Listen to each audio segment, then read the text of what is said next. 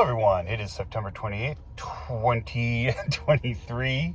It's about 6:40 CDT. This is Geo-Rant time, Geo-Rant number 211, I believe.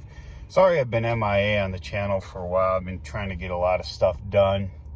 I had a field trip last weekend. I got another one this weekend. And I'm going to talk a little bit about last weekend. Last weekend, we went to Sellersburg Quarry, which is in southern Indiana. I don't have the publication for the trip on me. It was sponsored by the quarry operators and owner.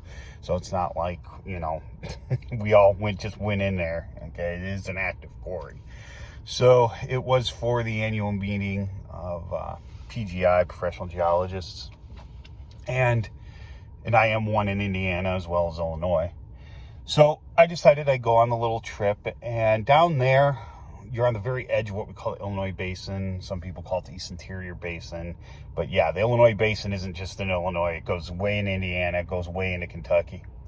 So right there in that line, now, you guys know me. I'm a Precambrian geologist. So, this stuff is not Precambrian. It's Phanerozoic, Paleozoic, and the Silurian-Devonian contact is visible in the quarry.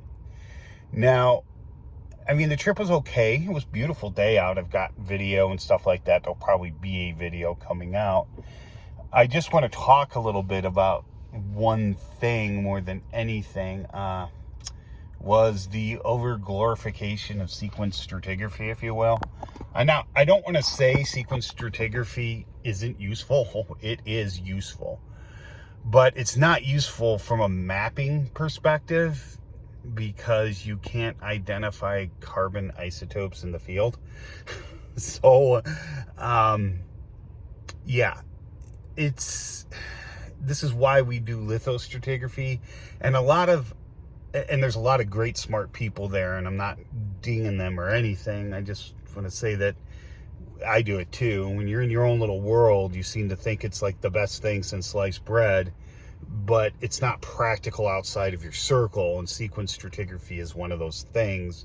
If you got a nice quarry exposure and you know where things are, it's real easy to pick out the sequences if you know where they are, relative to one another. But anyone who's made a significant geologic map or gone to field camp knows that outcrops are not always the best, and you're not going to be able to pick out a sequence in a series of carbonates if all you have exposed is one yardang, and then a couple miles away another one, and you can't pick that stuff out like that. So it is useful for understanding the global environmental patterns during that time, but as an actual mappable thing, it is not very useful.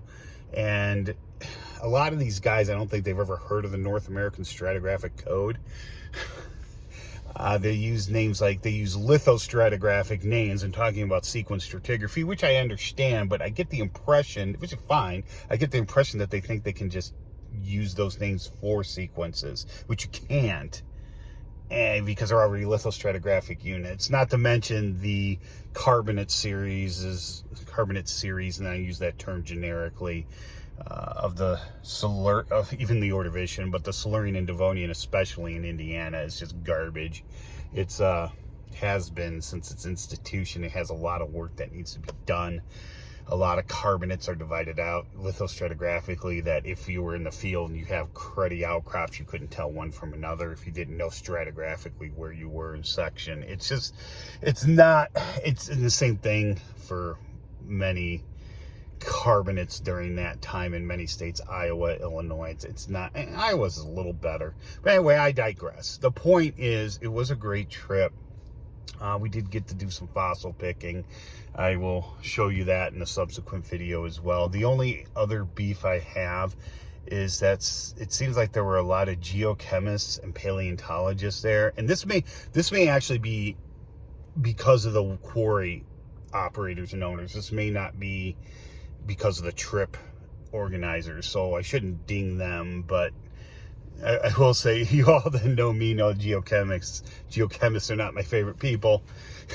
But that aside, it was organized very much like a classroom setting, but outside. You know, it's like you just take your classroom outside for a nice, because it's a nice sunny day.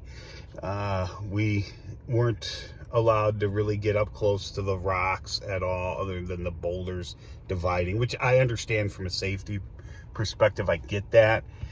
But it's like, I don't know. I've been to quarries recently where they let us, I don't want to say do whatever, that's not what I mean, but they, under supervision, they let us do things like go up to the walls and do things like that.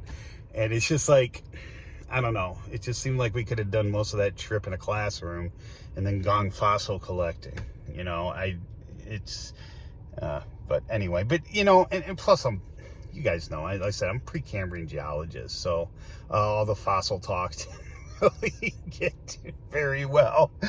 But I mean, I don't want to diss it. I don't want anyone to think the trip was bad or it was awful. It wasn't. And like I said, that the last one that was organized might have been because of liability reasons of the quarry. It might not have anything to do with the trip organizers.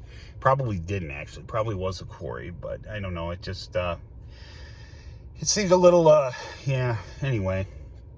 But it was, overall, it was a good trip. I did learn a lot about sequence stratigraphy, more than I probably would like to know, and how it's being applied in a modern aspect and all of that stuff. But anyway, I think that's it. If you have any questions or comments, please leave them below. I hope you learned something.